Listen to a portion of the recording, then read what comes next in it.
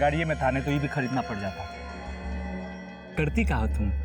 हम तेरे जैसों को हक देते और दिलाते हैं। सही में जब से तुम गाड़ी में बैठी हो ना, एकदम इम्प्रेस कर दिया हमको। अब कंट्रोल नहीं हो रहा है, अब हो जाए। पैक भी खत्म हो गया। अरे पागल हो गया क्या रे? समझा थोड़ा। क्या हुआ? पहले कपड़े तो उतार ले। और ये अब भी उतार लेते हैं हम कपड़ा।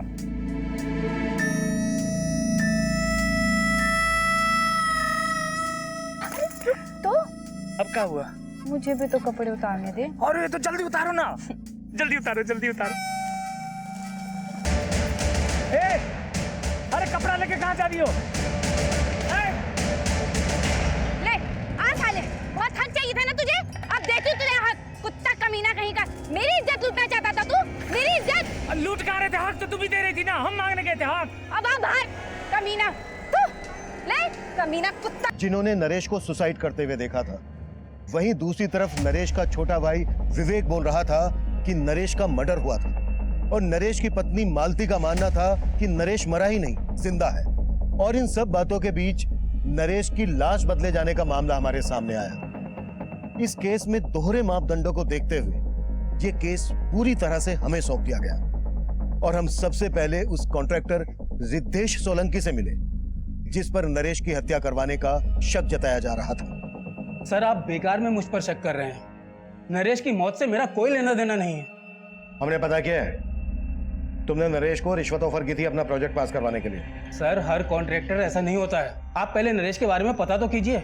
वो दिमाग से खिसका हुआ है, दिमाग की बीमारी की दवाई भी लेता था। अच्छा सर, मैं झूठ नहीं बोल रहा हूँ। गुस्सा तो उसकी नाक पे चढ़ा रहता था, और मैंने तो बस मिठाई का डब्बा उसको भेजा था।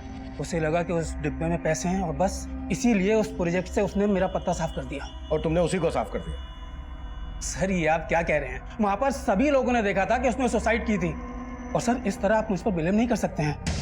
किसने क्या कहा, किस मकसद से कहा, ये हम इन्वेस्टिगेट कर रहे हैं। और अगर कुछ भी मिला ना तेरे खिलाफ, तो अगली मुलाकात रिमांड रूम में होगी, और वहां पता चलेगा कि टॉर्चर क्या होता है।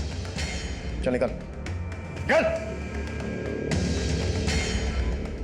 करण, ये कह रहा है कि नरेश की दिमागी हालत ठीक नहीं है।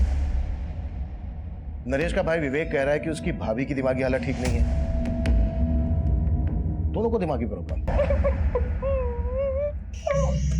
ज्यादा आवाज निकालने की कोशिश मत करो बात, वरना भैया की तरह आपके भी प्राण निकल जाएंगे।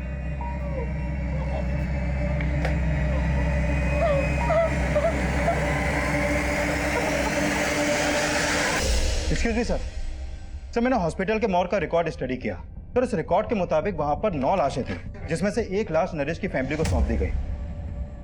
सर, उस दौरान उस लाश के अलावा कोई और लाश मॉर्ग रूम से बाहर गई नहीं।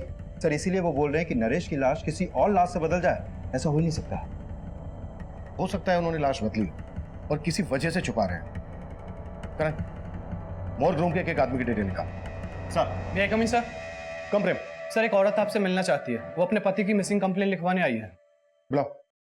आप उन्हें ढूंढ दीजिए ना साहब। हाँ ठीक है, तुम ऐसा करो, किशोर का हमें फोन नंबर, जिस फैक्ट्री में वो काम करता था, वहाँ का एड्रेस, जहाँ रहता था वो एड्रेस, ये सब हमें लिखवा दो। अपना नंबर भी लिखवा देना। ठीक है सर। नंदी,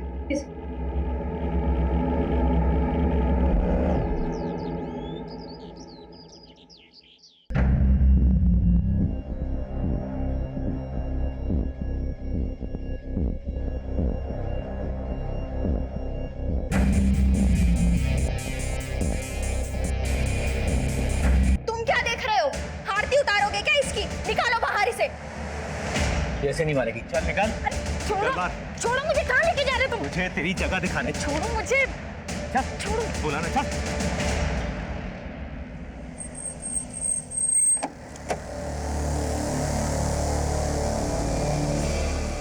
बंसल। जी, किशोर 6 महीने पहले तक मेरी फैक्ट्री में काम करता था, लेकिन फिर अचानक उसने काम छोड़ दिया। यहां से काम छोड़ने के बाद उसने कहां पर काम किया? अब ये तो मुझे पता नहीं, पर हाँ, मेरे मैनेजर ने बताया कि वो अपनी आखिरी महीने की तनख्वाह भी लेकर नहीं गया। कितनी तनख्वाह थी उसकी? यही 6,000 रुपए, बाकी लेबर की तरह। 6,000 रुपए? इतने ही पैसे हर महीने वो अपनी बीवी को भेजता था, फिर अपना खर्चा कैसे चलाता होगा? तो वो बहुत जुगाड़ी आदमी था। जब वो पहले दिन मेरी फैक्ट्री में आया था ना काम करने के लिए, तो उसका पहनावा देखकर मैं मतलब हैरान हो गया था। Good morning sir. Good morning. कौन से डिपार्टमेंट से हो? सेठ जी, हम किशोर, आपका नया वर्कर, आज ही से ज्वाइन किया हूँ। मैं तो सोच रहा था कि मेरे मैनेजर ने उसे किसी दूसरे डिपार्टमेंट में रखा होगा, पर बाद में पता चला कि उसे काम की काफी जरूरत थी, तो वो यहाँ मजदूरी करने को भी तैयार हो गया। और थोड़े दिनों बाद उसने मेरी फैक्ट्री के साथ साथ दूसरी फैक्ट्रीज में लेबर सप्लाई का काम भी शुरू कर दिया। यहाँ किसी के साथ उसका कोई लड़ाई झगड़ा हुआ था? जी हाँ, लड़ाई तो हुई थी। एक पाठक नाम का आदमी था जो पहले मेरी और दूसरी फैक्ट्रीज में लेबर सप्लाई का काम करता था, पर जब से ये किशोर इस धंधे में कूदा तो पाठक का काम बैठ गया। तूने मेरे धंधे में हाथ डाल के अच्छा नहीं किया। अपना बोरिया बिस्तर उठा के जा, वरना मैं तेरी वरना क्या कर लेगा रे? क्या कर लेगा? चल निकल यहाँ से। मैं अभी नहीं डरता तेरी धमकियों से, समझा ना? तेरी ये मजाल देख, मैं तेरे को बताता। अबे चाकू ऐसे नहीं, ऐसे खोलते हैं। अब चला के दिखाओ कैसे चलाना है। दिखाओगे चला के? किशोर, पाठक, क्या हो रहा है पर? हाँ?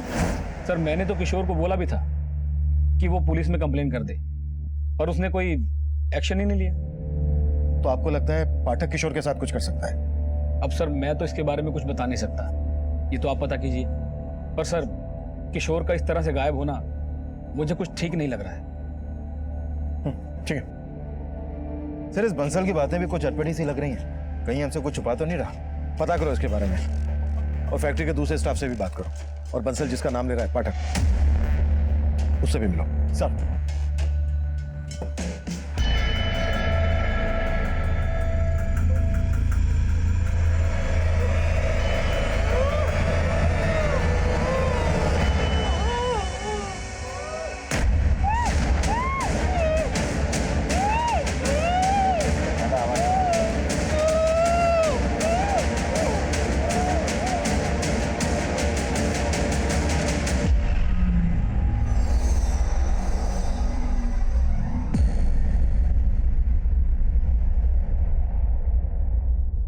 दी, तू फालतू में जीजा जी के लिए आंसू बहा रही है। तू वहाँ गांव में तंगी में गुजारा कर रही थी और वो शहर में ऐश कर रहे थे। हम बोल रहे हैं धोखा दे रहे हैं वो तुम्हें, और तुम उन्हीं के लिए रोए जा रही हो। पुलिस स्टेशन से फोन है, लगता है किशोर जी के बारे में पता चल गया।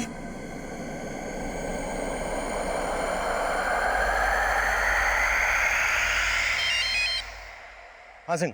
सर, मैंने पाठक के बारे में पता किया। वाकई किशोर से उसका 36 का आंकड़ा था।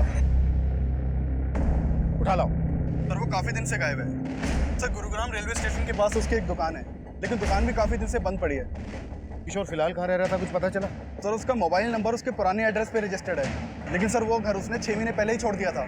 किशोर अपनी वाइफ को हर महीने पैसे ट्रांसफर करता था। उसके बैंक अकाउंट से उसका एड्रेस पता करो। ओके? जय हिंद सर। जय हिंद। सर, मैंने किशोर की बीवी से बात की। वो पाठक के काम से जुड़ी कोई भी बात नहीं जानती है। नरेश की बीवी आने वाली थी, कब आ रही है? हाँ सर, विवेक ने बोला तो था कि वो कल गांव से आने वाली है। और सर, इस मॉग इंचार्ज के बारे में भी कई बातें पता चली हैं। जैसे? उसके कॉल रिकॉर्ड में एक सस्पिशियस नंबर मिला है जो कई दिनों से बंद है। किसका नंबर है? सर, वो नंबर इस महेश नाम के लड़के का है। इसके घर में भी ताला लगा है। और सर, मैंने इस मॉग इंचार्ज के घर पे भी नजर रखवाई थी। सर, इसका लिविंग स्टैंडर्ड काफी हाई है।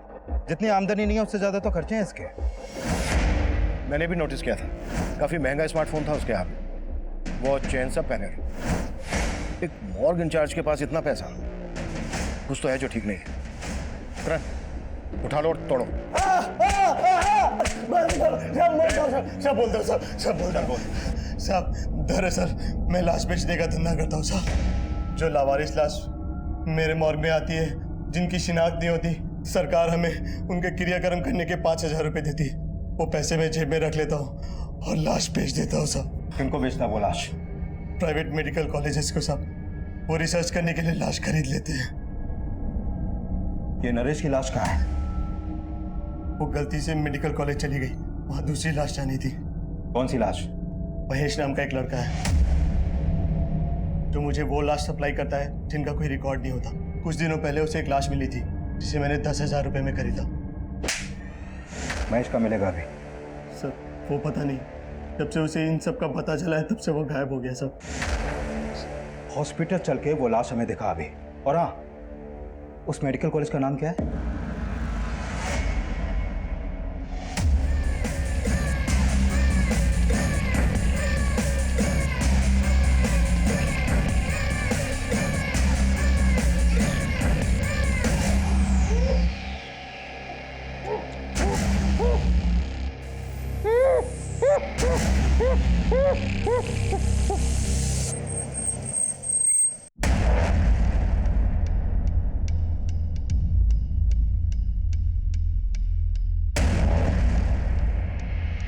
सिंह, नरेश के भाई और नरेश की बीवी को शनाख्त के लिए बुला लो और यहाँ के डीन और इंचार्ज को थाने लेकर आओ। ठीक है सर। हाँ करण। सर महेश ने जो लाश मॉर्ग इंचार्ज को दी थी मैंने उसको देखा अभी, तो मुझे लग रहा है ये लाश शायद किशोर की हो सकती है। What? सर बस मुझे लग रहा है, आई एम नॉट श्योर, क्योंकि इस लाश का चेहरा भी बुरी तरह बिगड़ा हुआ है, लेकिन इसकी कद काठी कुछ कुछ किशोर से मिलती है। तुरंत बायोमेट्रिक करके पता करो। और किशोर जहाँ रह रहा था पता चला? हाँ सर, उसका एक दूसरा एड्रेस मिला बैंक से। ठीक है, उसके एड्रेस पे जाके देखते हैं। मुझे एड्रेस मैसेज करो। सर नरेश के भाई के नंबर पे कॉल किया, उसका नंबर नहीं लग रहा है। नरेश का भाई बोल रहा था कि उसकी भाभी गांव से आकर हमसे मिलने वाली थी, वो भी नहीं आई। सिंह, उसके घर जाके देखो। ठीक है सर। साहब, क्या हुआ? साहब उस लड़की ने मेरा जीना हराम कर दिया। कौन लड़की? साहब उसने मेरे घर से गहने जेवर सब चुरा लिए और मुझे बांध के भाग गई। अरे वो तो ठीक है, लेकिन ये बताओ कौन है वो लड़की? वो इनकी बेटी है सर, और वो कोई नहीं, वो मैं हूं। ये रहे वो गहने जो मैंने अपने ही घर से चुराए। मैंने इनको यहाँ भागते हुए देखा तो मैं भी यहाँ आ गई, क्योंकि इससे पहले ये मेरे खिलाफ कुछ बोले तो मैं अपनी बात आपके सामने कोई बात नहीं साहब, चोर है तू, पकड़ लो साहब इसको। भागी नहीं जा रही हूँ मैं कहीं। सर पहले आप मेरी बात सुन लीजिए, अगर फिर भी लगे कि मैं गलत हूँ तो कर देना मुझे अंदर। ठीक है, बोलो। बेटी हूँ मैं इनकी, और इनकी जायदाद पर कानूनी मेरा भी अधिकार है, लेकिन इनके बेटे और इनकी बहू यानी मेरे भैया और भाभी मुझे मेरा हक देना ही नहीं चाहते। कहते बाप की संपत्ति में बेटी का कोई हक ही नहीं होता। और जब मैंने कहा कि मैं कोर्ट का दरवाजा खटखटाऊंगी तो मेरे इस बाप और जो घर में बैठा है भाई, इन दोनों ने मेरे साथ बहुत ज्यादती की।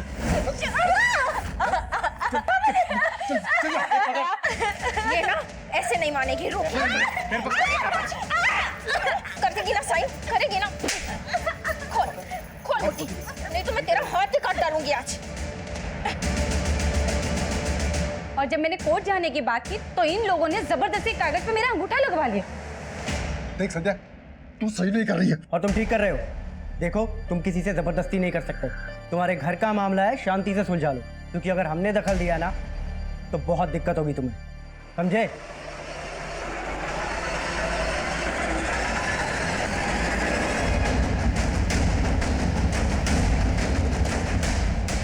सर यही किशोर का घर है, लेकिन पड़ोसियों से पता चला है कि कई दिनों से यहाँ पे ताला लगा है।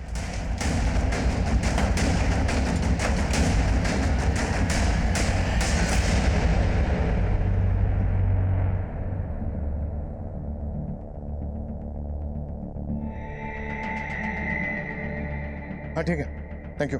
सर अंदर तो कुछ भी सस्पिशियस नहीं मिला।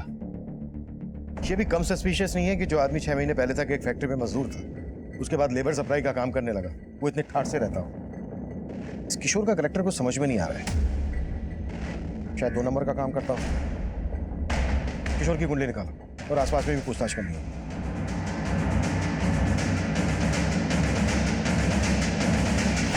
सर किशोर क्या करता था ये तो नहीं मालूम मुझे, लेकिन काफी धाकड़ आदमी था। लोग महंगी महंगी गाड़ियों से आते थे यहाँ।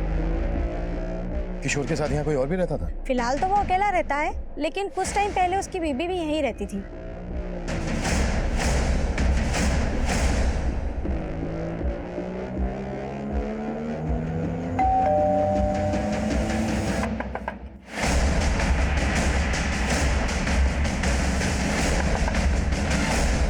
सर आप? ये हमेशा दरवाजा देर से क्यों खोलता है तू? वो तेरा फोन क्यों नहीं लग रहा है? सर शायद मेरे फोन की बैटरी डाउन हो गई होगी, मैं तो सो रहा था सर। अच्छा, भाभी कहाँ है तेरी? सर गांव से आ गई क्या? सर वो भाभी तो हरिद्वार चली गई भैया के आत्मा शांति की पूजा के लिए। अच्छा, आत्मा शांति की पूजा। तेरी भाभी तो मान नहीं रही थी कि तेरे भैया मर चुके हैं और अभी हरिद्वार पहुंच गई आत्मा शांति की पूजा कराने। सर चल देखने दे, बताइए ना। अरे तो पीछे हट। सर पूरा घर चेक करो। सर हुआ क्या? अरे तो देखने दे, हट पीछे। पीछे हट। सर कुछ नहीं है। हाँ चल चेक तो करने देना, चुप रह। साइड हो। सर कुछ नहीं है। साइड हो तो साइड हो, देखने देना।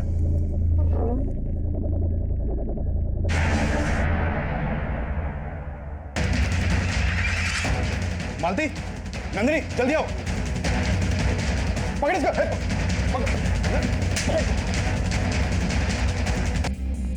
ये घर आप सब रख लो, लेकिन इस घर की आधी कीमत यानी कि 20 लाख रुपए कैश मुझे दे दो। ये लो। थैंक यू पापा जी। नाराज हो, कोई बात। भाभी, आप मेरी नजर उतारने वाली थी ना? हाथ कीजिए। ये लो, मेरे नाम पे भोज खा लेना। संध्या यहाँ से कहाँ गए थे? जी सर, हमें कुछ नहीं मालूम और हम मालूम भी नहीं करना चाहते वो कहाँ है। आपको उसके साथ जो करना है आप कीजिए।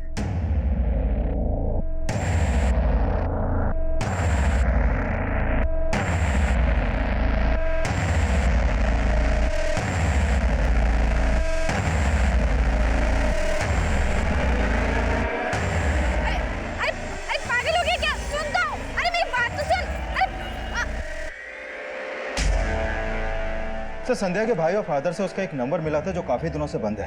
हो सकता है उसने कोई नया नंबर ले लिया हो, और अगर उसने कोई नया नंबर लिया है तो किसी ना किसी सर्विस प्रोवाइडर को उसने अपना आईडी दिया होगा। करण, टेलीकॉम कंपनी को संध्या का अपडेट भेजो, शायद उसका कोई दूसरा नंबर सामने आ जाए। Right sir. किशोर की पहली पत्नी संध्या किशोर मर्डर केस में प्राइम सस्पेक्ट बनकर सामने आई, लेकिन किशोर के काम से जुड़े कई ऐसे सवाल थे जिनका जवाब हमें अभी भी नहीं मिला था। और किशोर का वो घर, जो किशोर की हैसियत से काफी आलीशान था, उस घर में संध्या ही किशोर की पत्नी बनकर रह रही थी। लेकिन गांव वालों के बयान के मुताबिक संध्या ने किशोर को कई साल पहले ही छोड़ दिया था। ललिता के रहते संध्या का किशोर की जिंदगी में वापस आना, कहीं ना कहीं ललिता और उसके भाई दिनेश का इसमें किशोर को मारने का मोटिव तो नजर आ रहा था। लेकिन इतना भी साफ था कि किशोर की लाश उस मॉर्ग इंचार्ज को महेश नाम के एक लड़के ने बेची थी। और पाठक के गायब होने का रहस्य भी हमारी समझ में नहीं आ रहा था। हमने पाठक, महेश और संध्या को ढूंढने के लिए अपना खबरी नेटवर्क एक्टिव कर दिया और हमें जल्द ही महेश के सोनीपत में छुपे होने की टिप मिली।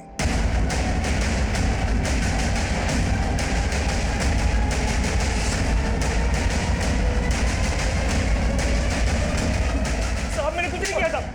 साहब, मैंने कुछ नहीं किया साहब। साहब, मैंने किशोर को नहीं मारा। मैं जानता तक नहीं कि उस आदमी का नाम किशोर था। यकीन मानिए साहब, मुझे उसकी लाश मिल गई थी जो मैंने मॉर्ग इंचार्ज को भेज दी। बस। कहाँ मिली थी लाश? साहब, करीब 20-25 दिन पहले एक टेम्पो वाले को लाश फेंकते हुए देखा था मैंने।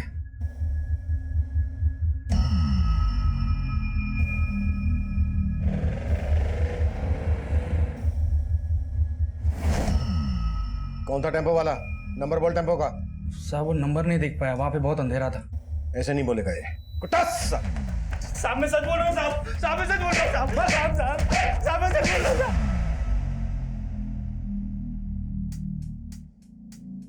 साले सब कमीने निकले। एक तो ये सच्चा मर्द निकला जिसने मुझे धोखा नहीं दिया।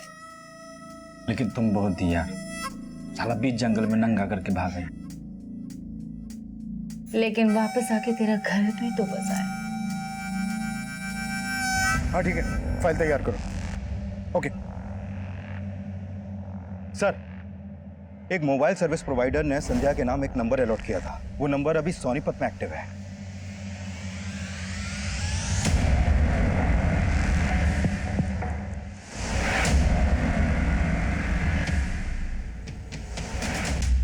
बच्चा देगी हमको। बोलना, कितने बच्चे चाहिए तुझे? एक टेम्पो बाहर खड़ा है उसके लिए, और एक दूसरा लोन पे लेने वाले हैं। बस दो, हम दो, हमारे दो। सॉरी यार, वो तो नहीं हो पाएगा, तो क्या पूरी जिंदगी जेल में गुजरने वाली है तुम्हारी। ये प्लान तो कैंसिल।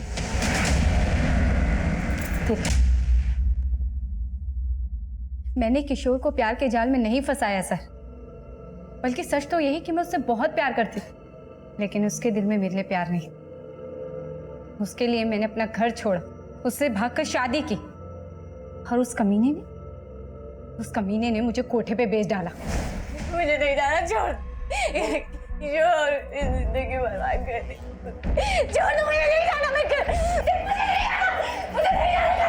पूरे 7 साल नरक की जिंदगी जी है मैंने सर।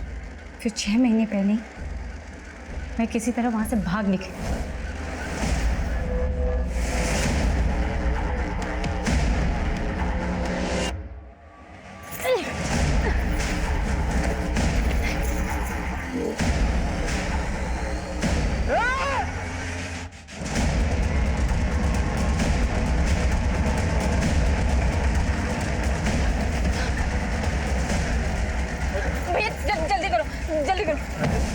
जिंदगी धोखे खाए हैं मैंने, लेकिन जीतू ने, उसने मुझे नई जिंदगी दी। उन लोगों से भागकर सालों बाद मैं अपने घर लौटी थी और मेरे घर वालों उन्हें जानवरों की तरह मुझे घर से निकाल दिया। लेकिन मैं भी उनसे अपना हक लेके ही मानी। लेकिन पिछले 6 महीने से तुम गुरुग्राम में किशोर के साथ उसके घर में रह रही थी। उसकी जिंदगी में फिर से एंट्री मारी, उसे बदला लेने के लिए उसे मार डाला। मैंने उसे नहीं मारा है सर। हाँ, मैंने उसकी जिंदगी में एंट्री ली, बदला भी लिया। उसने मुझे बेचा था, मैंने भी उस कमीने को 10 लाख की जिंदगी में एंट्री मारी।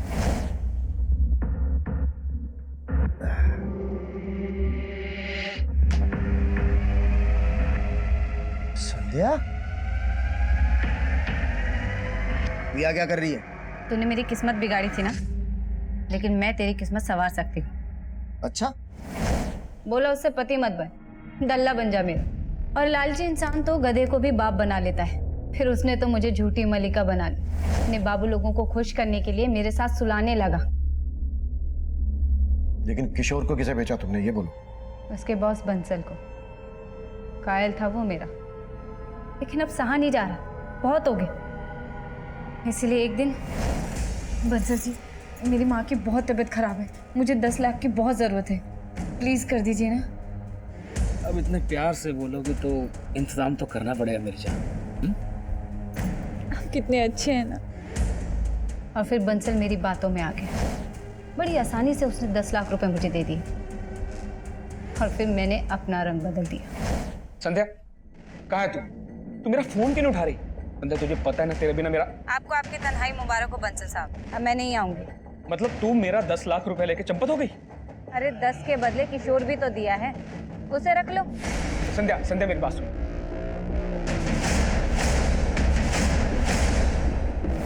मुझे नहीं पता कि किशोर के साथ बंसल ने क्या किया।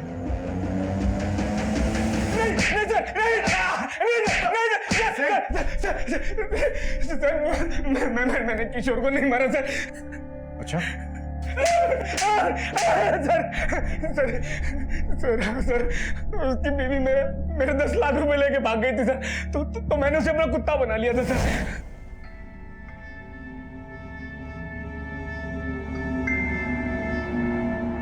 पर एक दिन उसने भागने की कोशिश की सर।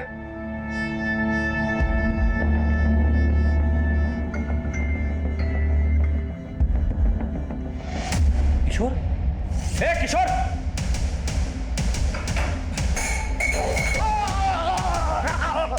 साहब, नहीं साहब, जाएगा? पड़ा रहा रात पर यहीं पर। और सर, कुछ देर बाद मेरे आदमी ने आकर मुझे बताया कि किशोर मर गया है सर। नाम देखो, बुला लग जा।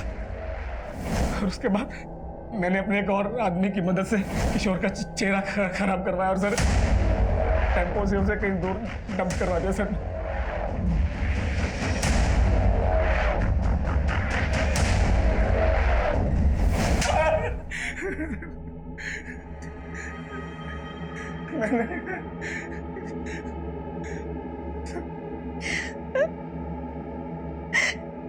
किशोर जी मेरे साथ भी यही सब करते थे। मुझे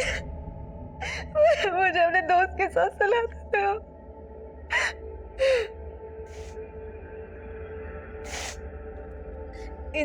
इन सब चीजों से थक कर मैं शहर से गांव भाग गई थी। ये बात तुमने हमें पहले क्यों नहीं बताई? मैं आपको बताना चाहती थी, फिर मैंने सोचा कि एक बार मुझे किशोर जी का पता चल जाए कि वो गायब कहाँ है। किशोर के चरित्र से जुड़ी बातें जो हमारे सामने आई, उस लिहाज से वो कभी भी किसी की भी नफरत का शिकार बन सकता था। वो जो करता आ रहा था वो पूरी तरह से गैर कानूनी था, अनैतिक था। उसके द्वारा किए जा रहे अपराध हर मोड़ पर दस्तक दे रहे थे, लेकिन ललिता ने इन दस्तक को पूरी तरह से नजरअंदाज किया। वहीं दूसरी तरफ संध्या ने उसकी असलियत हमें बताने के बजाय खुद बदला लेने का फैसला किया और अंजाम यह हुआ कि वो इस केस की विक्टिम होने के बावजूद अपनी जिंदगी को अपराध के रंग में रंग बैठी। अब मैं सीनियर इंस्पेक्टर अभिमन्यु जिंदल आप लोगों से विदा लेता हूं। आपसे फिर मुलाकात होगी एक नए केस के साथ। देखते रहिए